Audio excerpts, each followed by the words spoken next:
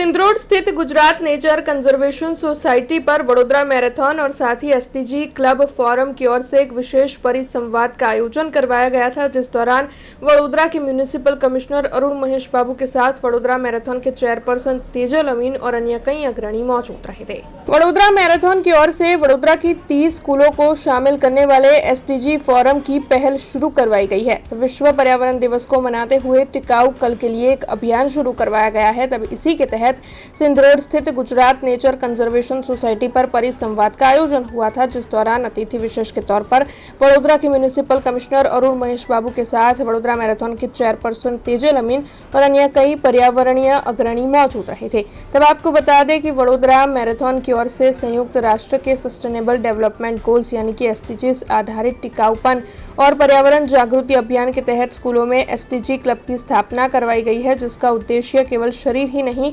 लेकिन जागरूक और भविष्यमुखी नागरिकों के घड़तर का है। तो इस कार्यक्रम में छात्र, शिक्षक, नागरिक, अग्रणी और पर्यावरणीय कार्यकर इकट्ठा हुए थे और उनकी ओर से हरित वडोदरा के निर्माण के लिए संकल्प लेकर विभिन्न मुद्दों पर चर्चाएं की गई थी। साथ ही इस दौरान भविष्य की पीढ़ी को सस्टेनेबिलिटी एम्बेसडर बनाने के लिए सभी ने संकल्प भी लिए थे।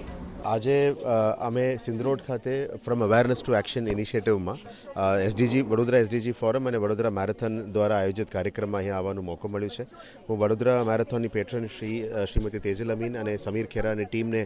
આભાર માનું છું કે અહીંયા 51 સ્કૂલના બાળકોની રિપ્રેઝેન્ટેટિવ્સ, સ્કૂલના પ્રિન્સિપલ્સ, ટીચર્સ અહીંયા જોડેલા છે। અમે પ્લાન્ટેશન અવેરનેસ ડ્રાઇવ્સ પણ કરી રહ્યા છીએ અને સાથે સાથ આવનારા દિવસોમાં વડોદરા શહેરમાં સિવિક સેન્સની વેલ્યુઝ કેવી રીતે ઇન્કલ્કેટ કરી શકાય, વડોદરા શહેરને વધારે ગ્રીન અને ક્લીન અને હરિયાળી કેવી રીતે બનાવી શકાય, વડોદરામાં એર પોલ્યુશનને કેવી રીતે કોમ્બેટ કરી શકાય, એ બાબતનું તમામ વેલ્યુઝને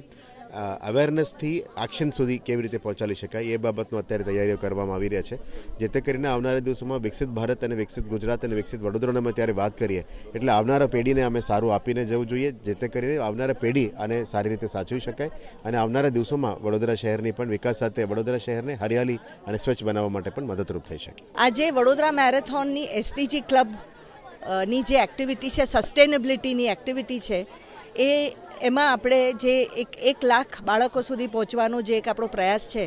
એનું આજે એક અહીંયા ખૂબ જ સુંદર પ્રદર્શન થયું। 30 સ્કૂલોમાં પહોંચી ગઈ છે આ એક્ટિવિટી અને એક્ટિવિટી દ્વારા બાળકો પોતે સમજે